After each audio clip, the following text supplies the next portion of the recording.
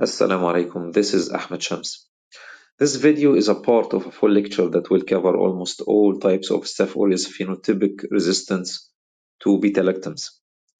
In this short preliminary video, I chose to discuss a confusing point, which is how genotypically defined MRSA can express itself in different phenotypic forms regarding beta-lactam resistance, of course. A genotypically defined MRSA is a Staph aureus containing MEC gene. This MEC gene makes it resistant to almost beta-lactam antibiotics. But what if this gene is inactive for some reason? What if it can't express its functioning penicillin-binding protein 2A?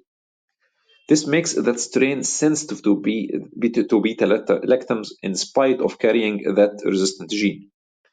To examine that phenomenon, we used to test methicillin against Staph aureus as a representative for beta-lactams.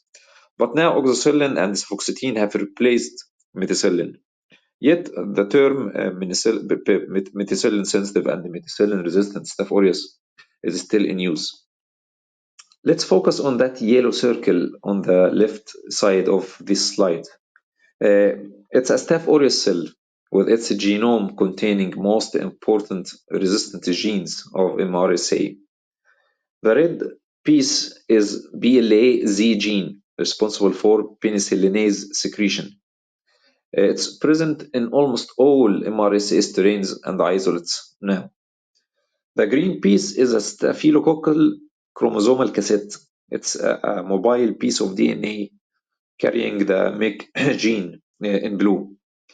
As you see, this MEC gene has a big black X on it. It means it's inactive. That's why no penicillin binding protein 2A is expressed on the cell surface in this diagram.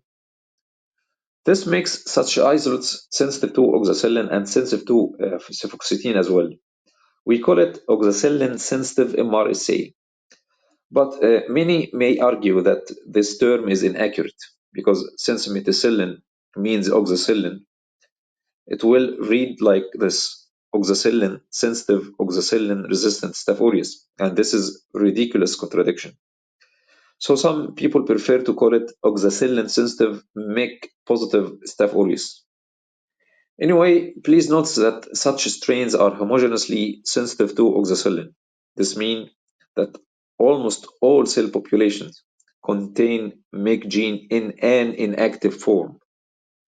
This takes us to the MRSA proper in the middle of this slide, which is homogeneously resistant to oxacillin. In other words, all cell populations in such MRSA that's homogeneous resistance, that show homogeneous resistance to beta-lactams, have an active MEC gene. Now let's go to the right side of the slide, where hetero-resistant MRSA exists. In such strains, almost all populations have inactive MEC gene, but one cell in each 1 million cells has an active MEC gene that renders it resistant to oxacillin. But since this is a very small neglectable number, the whole strain gives sensitive result to oxacillin. But why does this hetero-resistant MRSA show resistant to cefoxitin? It's sensitive to oxacillin but resistant to cefoxitin. The answer is that cefoxitin is a potent inducer of MEC gene.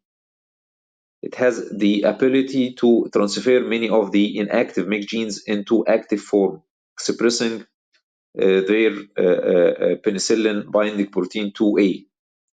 And this can transform the whole strain from sensitive to resistant to cefoxitin. And because of that, because beta-lactams have the ability to induce MEC genes, clinically all such strains of MRSA containing MEC genes, active or inactive, should be reported as MRSA, MRSA, and no beta-lactam should be used in the treatment, except for anti-MRSA 5th generation cephalosporins. In the end, let's summarize all what we have said. MRSA could be homogeneously resistant to oxacillin, or homogeneously sensitive to oxacillin, or heterogeneously sensitive and resistant. But in all cases, they contain MYC gene and should not be treated with beta-lactams.